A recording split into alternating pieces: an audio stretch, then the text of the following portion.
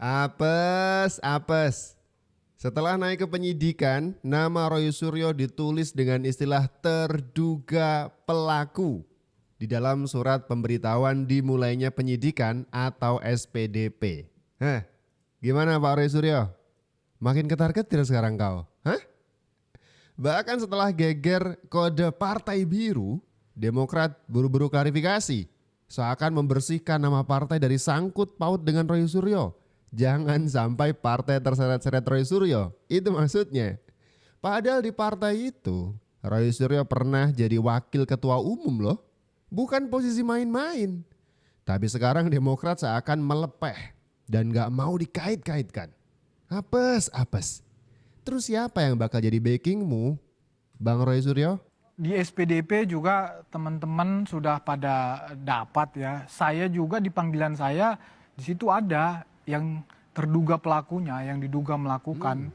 Udah di publik juga yang 12 orang itu. Terlapor maksudnya? Enggak, terduga pelaku yang Terduga diduga pelaku. dilakukan oleh 1212. Siapa? Mas Roy. Oke, ini sebelah ya? Iya, Oke. oh, beliau juga udah tahu, ini publik juga udah itu. Oke, Rismon, ya, Tifa, Oh. Kurnia, terus Fadilah, Egi, Michael, Abraham Samad. Lupa aku. Ya, pokoknya jumlahnya 12. Iya.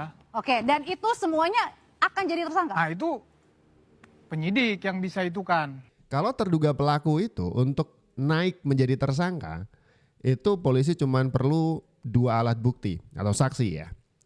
Pertama, ijazah asli Pak Jokowi sudah disita Polda Metro Jaya. Bukti pertama. Ini bukti otentik pertama A1 yang bakal menguatkan bahwa status tersangka Roy Suryo sebentar lagi.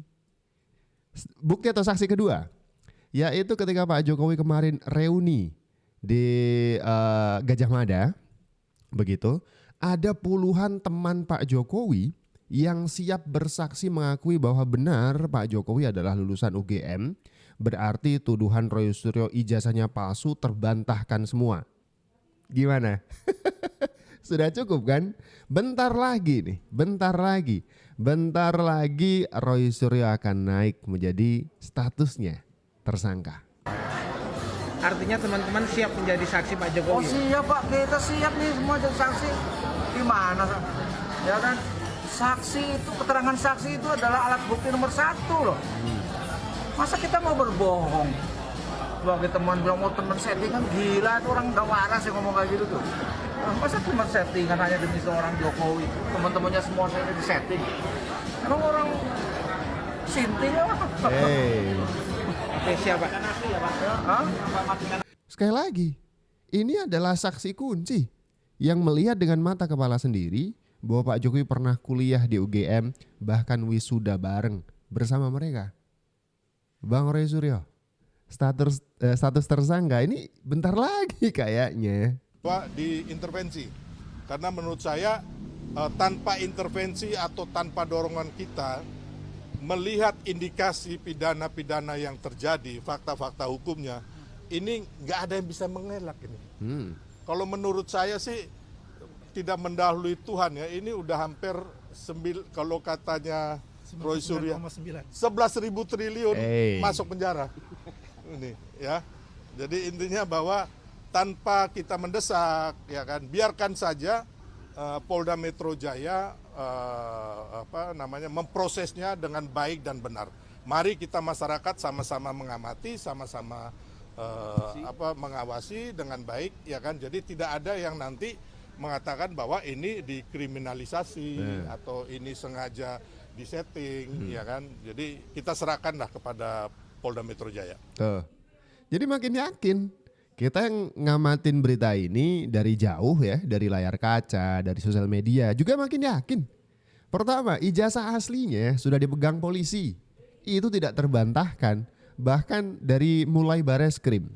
Laboratorium Forensik Bareskrim sudah kasih stempel. Ini ijazah asli. Skripsinya asli juga. KKN-nya apalagi. Bukan cuman strata 1 alias S1.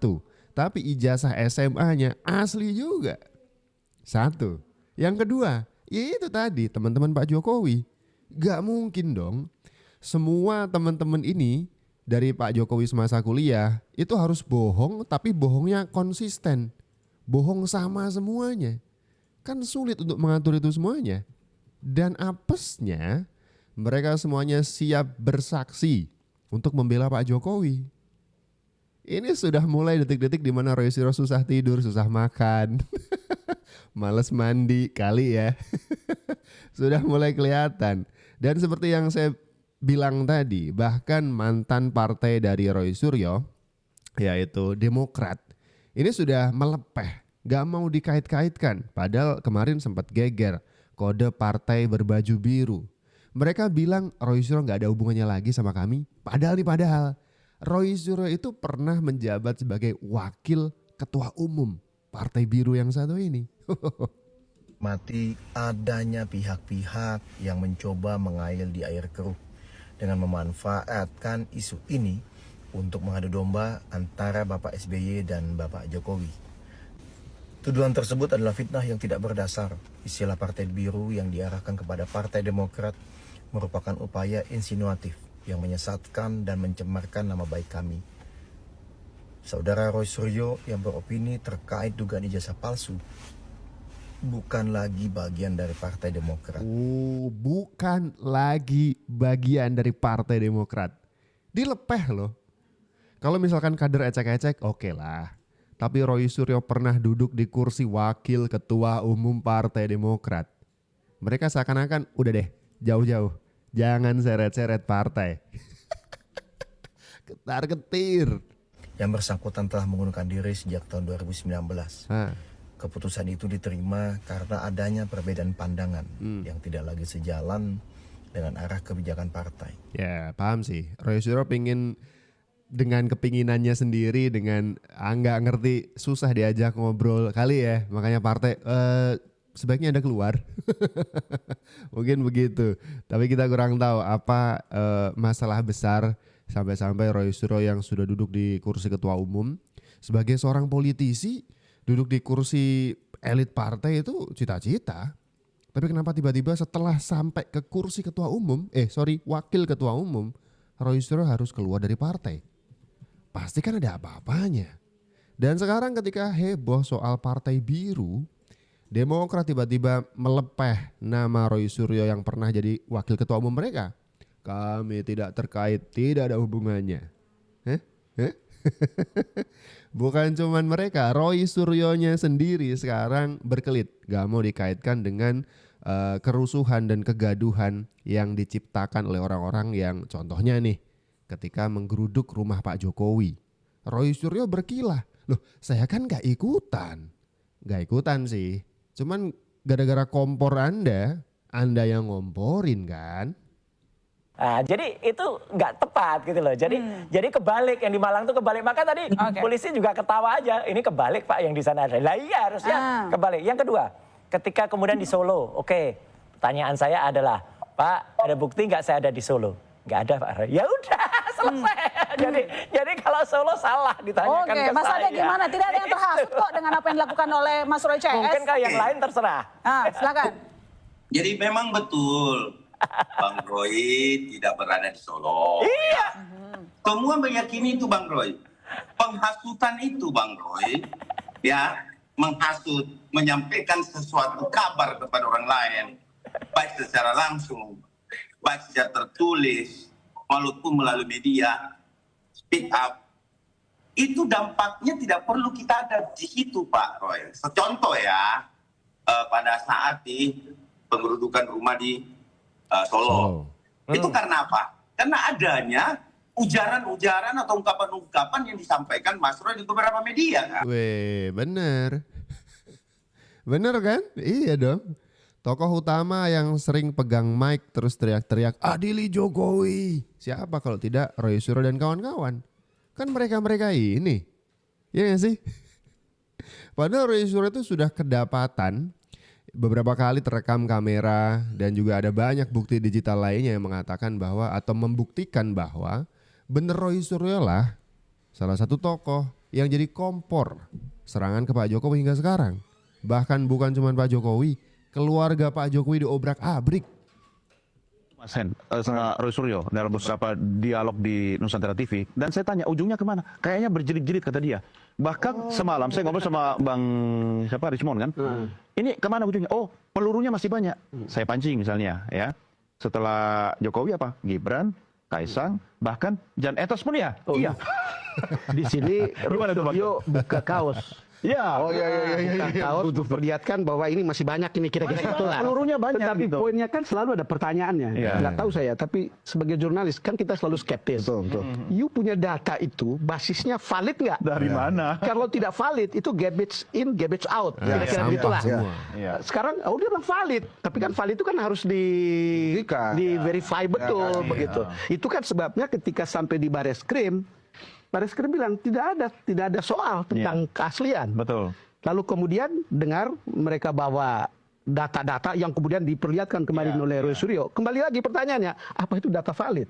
Karena ketika kita gampang menuduh misalnya ijazahnya Pak Jokowi itu dicetak di Pasar Pramuka, kan bisa juga sebaliknya. Jangan-jangan yang dibawa ini juga dicetak di Pasar Pramuka. Nah, gitulah. Oh, siap. Ini menarik.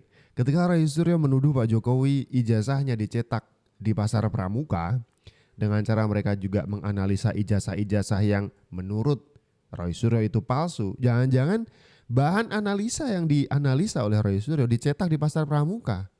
Ya palsu dong. Jadi siapa yang mencetak di Pasar Pramuka? Jangan-jangan Roy Suryo sendiri. Jadi begini kasusnya. Jadi makin jadi apesnya Roy Suryo begini. Makanya jangan mencela-mencela gitu kan. Jadi sebenarnya saya mau tanya Mas Roy nih. Banyak sekali alumni yang kemudian mempertanyakan kepada rektorat, kepada dekanat ya gitu. Nanti dikira wah itu yang menghasut Roy Suryo lagi gitu. Gak ada hubungannya gitu loh. Jadi itu Silakan Bang Silvester, apa yang mau ditanyakan Bang Silvester? Mudah-mudahan malam ini Mas Roy bisa menjawab loud and clear. Silakan. Pertanyaan saya, ijazah itu dipalsukan sebelum tahun 2005 oleh UGM atau 2012 oleh Pasar Pramuka? Silakan Mas Roy. Ada hal-hal yang bisa saya jawab, ada hal yang harus saya jawab sekarang, ada hal ngeles. yang nanti saya jawab di depan penyelidik ketika membongkar ijazah palsu Berarti nggak bisa jawab dari Nggak sini. mesti sekarang. Ngeles. Indonesia, Mas Roy kualitasnya sebagai peneliti dan sebagainya Clear banget. dong. Ada Zong. Iya kan, mencela dia. Pertama-tama menuduh ijazah Pak Jokowi yang dikeluarkan oleh UGM itu palsu. Makanya mereka sampai menggeruduk UGM. Terakhir mereka bilang ijazah itu dicetak di Pasar Pramuka. Nah, katanya UGM. Terus geser ke Pasar Pramuka. Yang benar yang mana?